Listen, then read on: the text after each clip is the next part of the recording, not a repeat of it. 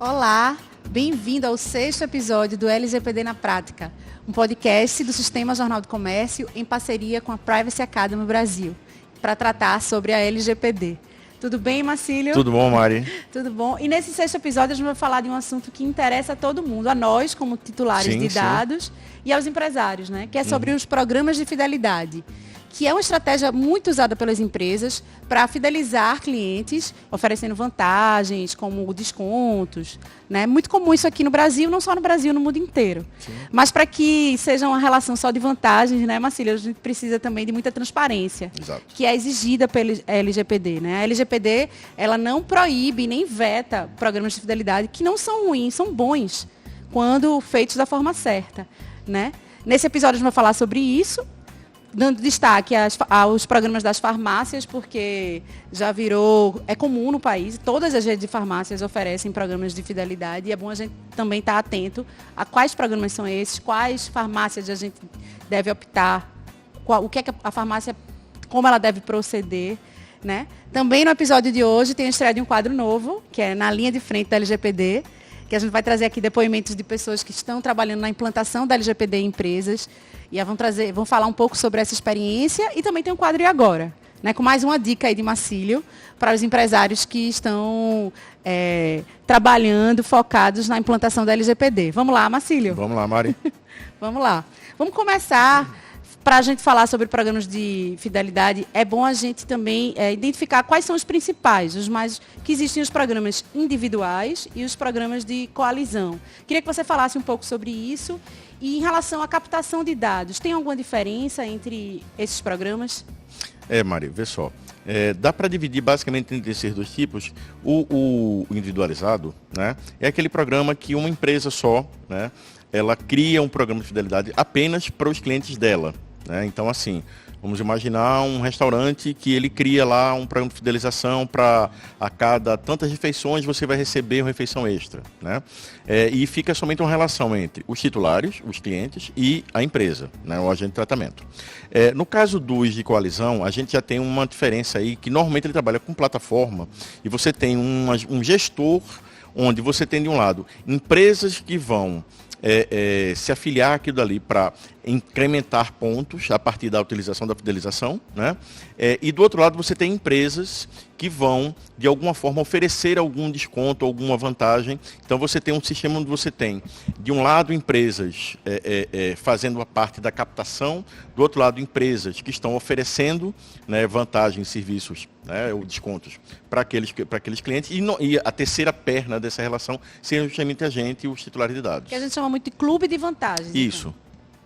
E aí, no caso, em relação à captação de dados, por exemplo, você, com um programa individual, você fornece o CPF, para o clube de vantagem também. Mas eu acho que outras informações acabam circulando ali, sim, né? Sim.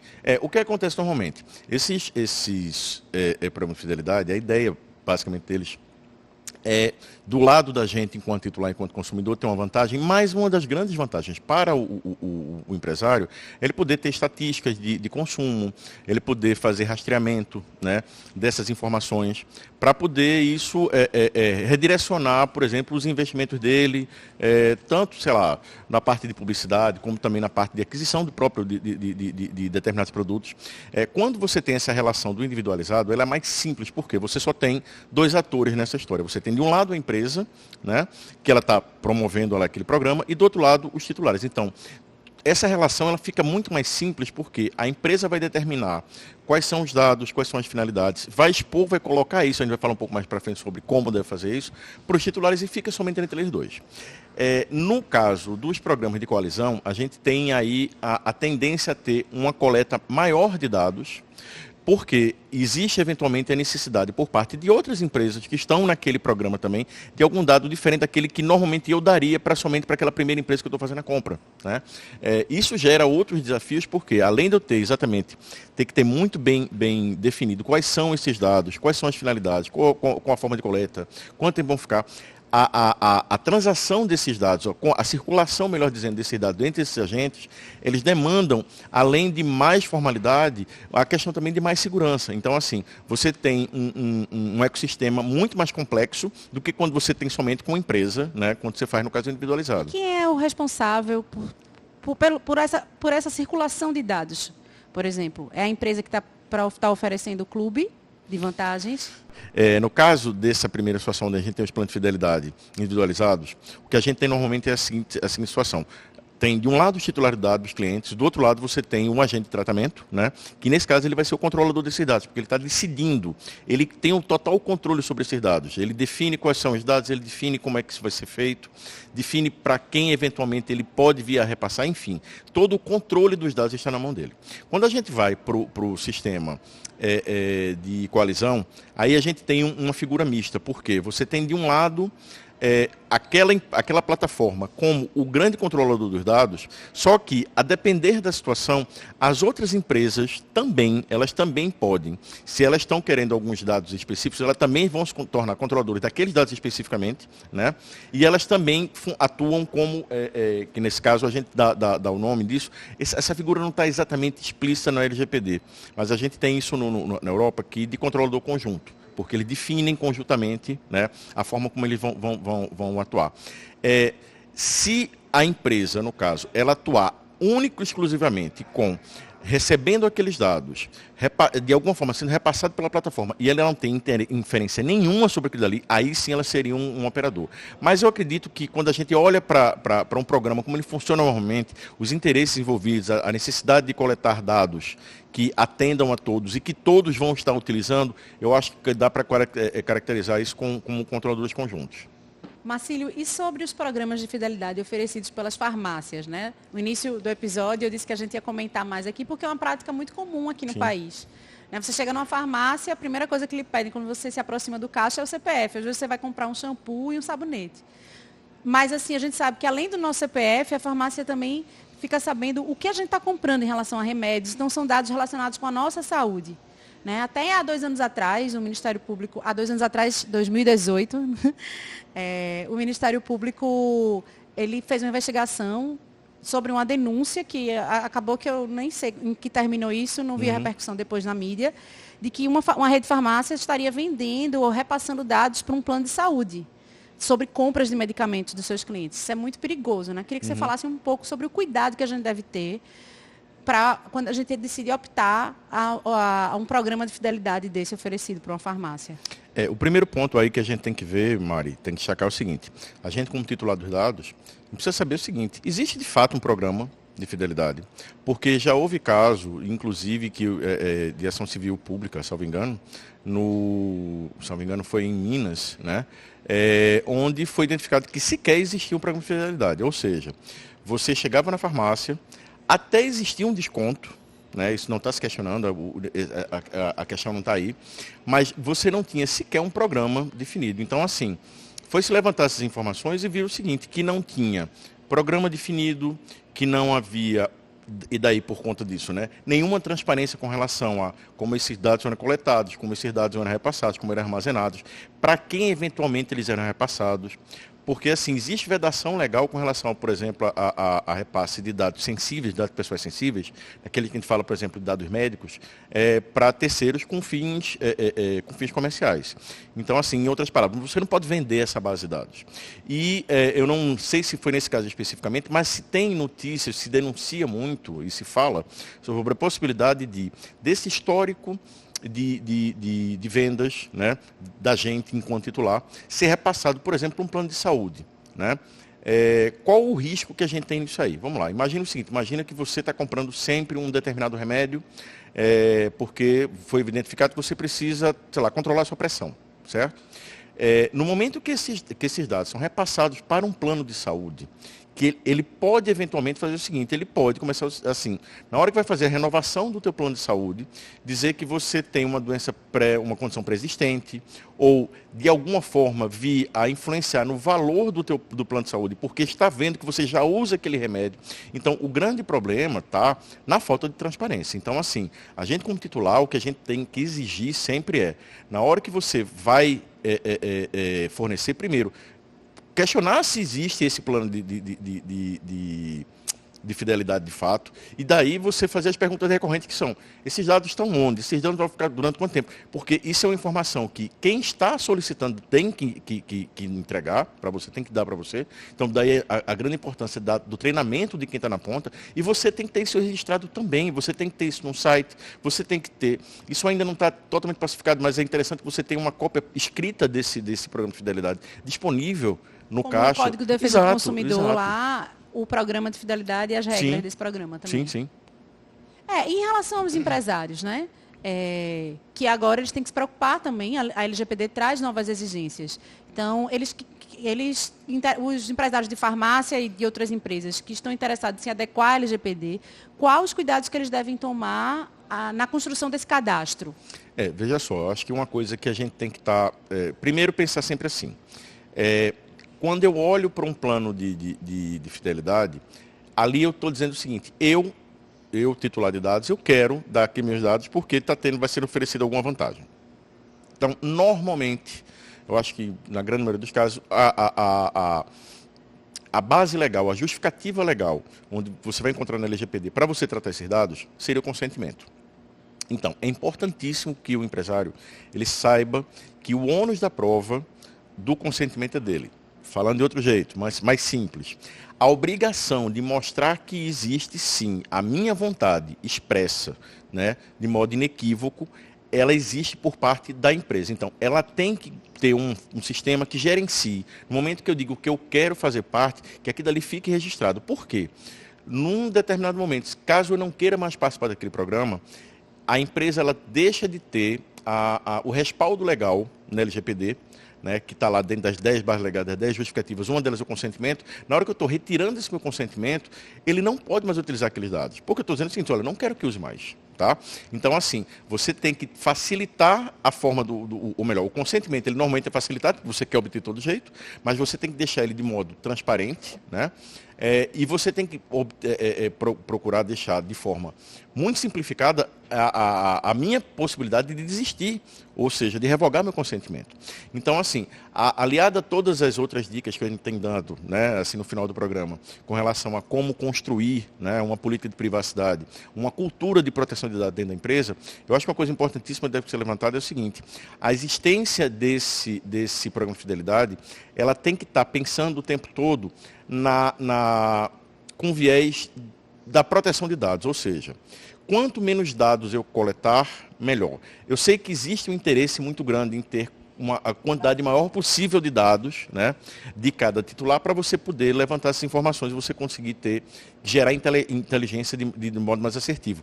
Mas uma coisa que tem que estar sempre agora tendo em mente é o seguinte, no momento que a gente tem uma lei geral de proteção de dados que vem para proteger a privacidade da gente, você tem que também pesar isso no momento que você vai coletar os dados. Então, uma coleta excessiva de dados, ela tem que ser revista. Na verdade, ela tem que ser coibida, né? A transparência com relação aos termos que efetivamente fazem parte não somente do sistema, do programa de fidelidade, mas como você vai tratar aqueles dados. Então, se você está coletando aqueles dados, você informa quais são os dados, você diz quais são as finalidades, você não pode mudar a finalidade depois que você coletou. Ou seja, você quer coletar aqueles dados porque você quer para fazer fins de levantamento, estatístico, né, com relação a tuas vendas, ok. Se eventualmente você quer, mas eu quero aproveitar essas informações também agora, eu quero começar a oferecer publicidade direcionada. Isso precisa constar desde no primeiro momento, lá no programa, e caso isso não tenha sido feito no primeiro momento, você precisa revalidar esse consentimento, porque eu não consenti para uma finalidade diversa daquela que simplesmente de fazer uma coleta de dados estatística, entendeu? Então, assim, essa questão do consentimento, ela é basilar, ela é extremamente sensível para plano de fidelidade. Ô, Marcílio, e você dizendo o que você vai fazer com aquele dado, você pode fazer qualquer coisa? Não. Por exemplo, a lei proíbe você, ser bem literal, mas passar dados para os planos de saúde sobre compra de medicamentos dos seus clientes, não. Ou se a farmácia disser, o seu plano de saúde eu posso passar para eles, você autoriza, ela está livre de ser... Veja só, aí a gente entra meio que numa zona cinzenta com relação à questão de alguns dados. Para efeito comercial, certo? Existe a possibilidade da vedação de dados, de utilização de dados pessoais sensíveis para outra empresa. Certo? E dados de saúde são dados sensíveis, né? Sim, dados de saúde são dados sensíveis. O meio termo que talvez possa se encontrar no momento que você tenha a questão da primeira, antes de mais nada, da transparência estabelecida, e você tenha o consentimento especificamente para dados pessoais sensíveis, que é um consentimento destacado, ele é um consentimento diferente, ele é um consentimento que ele tem que estar, na lei ele fala especificamente dizendo que ele tem que ser explícito, destacado, ele não pode ser uma coisa que está lá no meio de 200 finalidades diferentes, você tem que especificar exatamente, você tem alguma possibilidade de repassar dados desde que você não esteja comercializando esses dados. Tá? Porque qual o grande problema que a gente estava encontrando, Mari? E que a gente sabe que, infelizmente, isso é prática. Esses dados, e a gente vê essas empresas de farmacêuticas, perdão, não empresas farmacêuticas, mas empresas, assim, essa rede de farmácias, você vê empresas rede de farmácias começarem a crescer, daqui a pouco ficam gigantes, né? E, às vezes, eventualmente, do nada, vão-se embora. Então, a gente tem casos aqui em Pernambuco, por exemplo, de rede, como assim, a gente já teve aqui uma rede chamada Farmácias Pobres, que ela é gigantesca, né? Era uma das grandes redes que a gente tinha aqui. Uma rede dessa, lá na frente, eventualmente quebra, sei lá, fecha, mas aquele ativo que ela tem daqueles dados, aquele é valiosíssimo, tá? Então, assim, já se perguntou muito, o que é que se fizeram daqueles dados, daquelas empresas que faliram? Foram vendidos, foram repassados, enfim. Um outro ponto também é o seguinte, essas bases de dados, elas oferecem informações muito importantes para, obviamente, plano de saúde, mas também já se tem notícia de, por exemplo, análise de crédito, empresas que fazem análise de crédito, aproveitarem-se de alguma forma de bases de dados também tão detalhadas como essas. Qual é o grande problema? Você está vendendo os dados que eu estou oferecendo, assim, vamos imaginar uma relação, eu sou o titular, né, e você é a farmácia. Eu estou passando os dados para você para uma determinada finalidade, para obter um determinado desconto dentro de um programa que tem que existir. No entanto, você está pegando esses dados, você está repassando ou você está, pior, vendendo esses dados para uma utilização totalmente diversa daquela inicial. Então, assim, a lei já vê da questão dos dados pessoais sensíveis, mas essa prática da venda da base de dados, ela não é de agora, não, com relação somente à LGPD. A gente tem que lembrar que a gente já tinha também, né, desde a época, de lei no âmbito do direito do consumidor. Mas eu acho que o grande ponto hoje é o seguinte, é você ter a noção que existe uma relação empresa titular de dados, tá? E que as empresas têm que lembrar que os dados não pertencem a ela. Quando essa chave vira, tudo fica muito mais fácil de entender. Tá? Os dados não pertencem às empresas. As empresas elas estão coletando, elas estão tratando, elas estão dando determinada finalidade, estão fazendo tudo aquilo ali. Só que os dados não são delas. Então, assim, no momento que essa chave vira, eu acho, a minha percepção é que essa cultura ela começa a mudar e o cara começa a pensar o seguinte, pô, se não pertence a mim, se eu estou dizendo a ele o que é que eu vou fazer, se está acordado aqui entre a gente, aqui na política de privacidade, aqui na política do plano de fidelidade, não faz sentido nenhum eu repassar para alguém. Então, assim, algum modelo de negócio que sobreviva com esse tipo de prática, ele está, assim, mirado aí para se acabar, porque não faz sentido. Certo. Só para a gente encerrar esse bloco e esse assunto. Você disse que é proibido vender, mas repassar informando lá... eu tive essa preocupação mesmo. Pode repassar ou informando ao cliente de que esses dados podem ser repassados para outras empresas... Vamos supor, planos de saúde, ou não pode nem repassar? Veja só. Aí você falou que entra numa zona cinzenta, né? Veja só. Em princípio é o seguinte, esse repasse, tá, ele não deveria ocorrer, primeiramente pelo seguinte, a gente está falando de dados pessoais sensíveis. Certo? Então, assim, se a gente está falando, por exemplo, nome, CPF e tal, fica até mais fácil de você, de repente, tentar justificar. Mas não, quando você para em pensar em dados pessoas sensíveis, fica muito complicado, né? Porque você já tem vedação na própria lei com relação a esse tipo de limitação. Então, assim, a sugestão que eu dou é muito cuidado, né, com relação a esse repasse, porque ele pode ser interpretado como um repasse indevido. Obrigada, Marcílio. Esclareceu minha dúvida. E agora vamos dar início ao segundo bloco deste episódio, com a estreia do quadro Na Linha de Frente da LGPD. Pois é, nesse quadro, Na Linha de Frente da LGPD, a gente vai trazer depoimentos de pessoas que estão atuando na implantação da LGPD. Todos ex-alunos, né, da Privacy Academy, né? Sim, isso, de todo o Brasil. E eles vão passar um pouco do que eles estão identificando, dicas. E na estreia, né, nesse episódio, na estreia do quadro, a gente vai ouvir o consultor em gestão, previdência e finanças pessoais na MGT Chorus Consultoria, Wagner Fria. Ele atua na implantação da LGPD, envolvendo a adequação de processos, treinamentos e governança de privacidade e proteção de dados. Vamos ouvir um pouco o que ele diz sobre a experiência que ele está tendo na implantação da LGPD. Olá, ouvintes do LGPD na prática.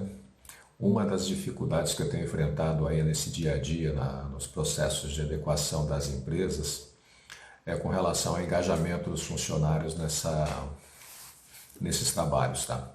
Uma grande maioria trabalha para cumprir um requisito legal, para atender uma legislação e preocupados eventualmente com uma ação judicial. Esquecendo que atrás de todo esse processo tem aí uma melhoria organizacional, né? Uma série de controles que vão beneficiar a empresa no aspecto da manutenção dos seus atuais clientes, na captação de novos pela qualidade do trabalho dessa empresa no respeito ao tratamento do dado do cliente, do dado pessoal, né? E também não esquecendo que a gente está falando aí de um processo que vai beneficiar a sociedade como um todo no respeito ao tratamento do dado. Então, uma dica que eu dou para o empresário é se envolver pessoalmente nesse processo, liderar pelo exemplo, né? O engajamento da alta direção motiva o time que vai trabalhar já sabendo que num processo, em algo muito maior, além de um requisito legal, de atender uma legislação. É realmente uma coisa que vai beneficiar todo mundo, a sociedade, os indivíduos, com relação ao respeito ao dado pessoal, que é uma coisa tão importante nos dias de hoje, né? Esse é o meu recado. Obrigado. Obrigada, Wagner, pela participação. Né? Ele vai estar nos ouvindo ou nos assistindo pelo YouTube.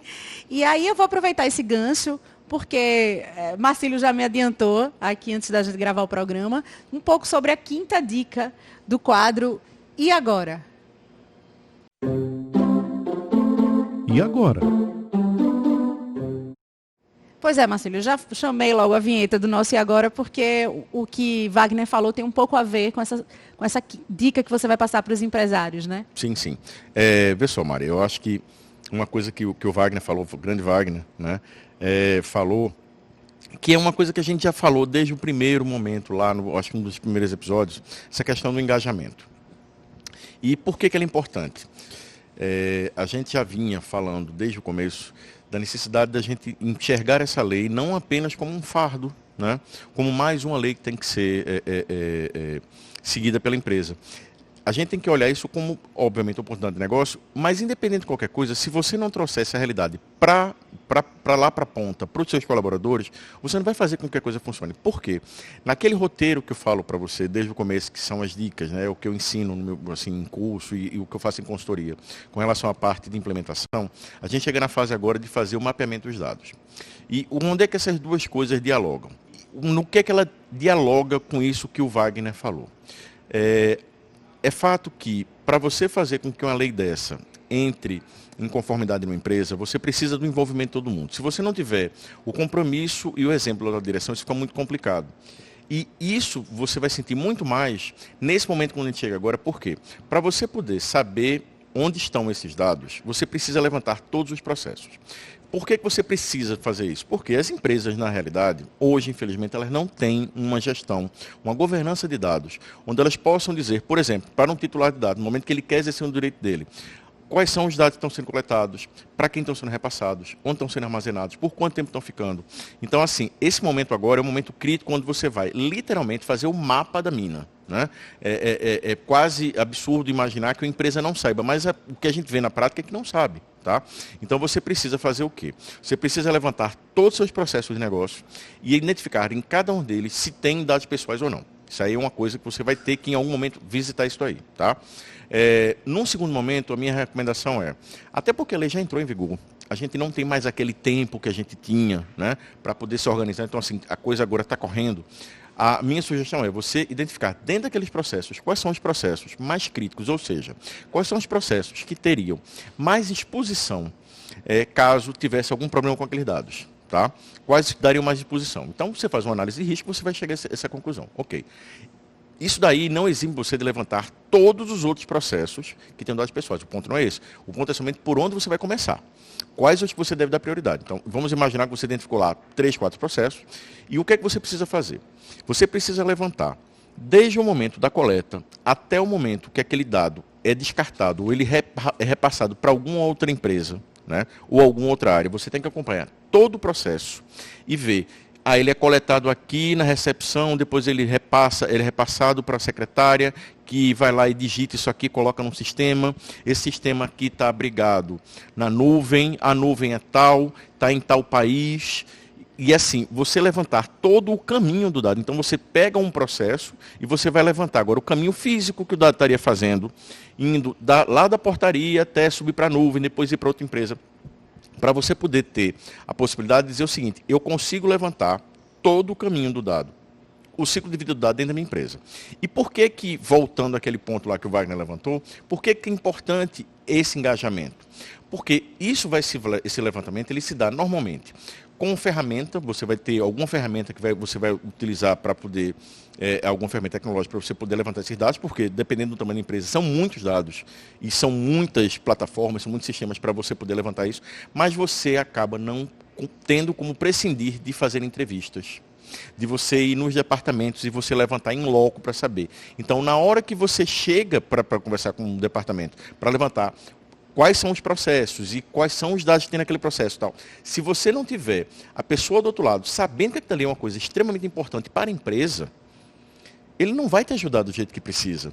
E ele não te ajudando, o grau de assertividade, o grau de qualidade dessas informações vai ser seriamente comprometido. Então, assim, no final do dia, toda a tua implementação passa pela interação que você vai ter e a comunicação que você tem que ter com esses colaboradores e eles poderem estar aptos, entendendo, até porque já foram treinados lá atrás, de alguma forma, a gente falou em algum outro episódio mais para trás, mas que eles tenham uma coisa que o americano chama de o empowerment, que não é o empowerment, o ownership.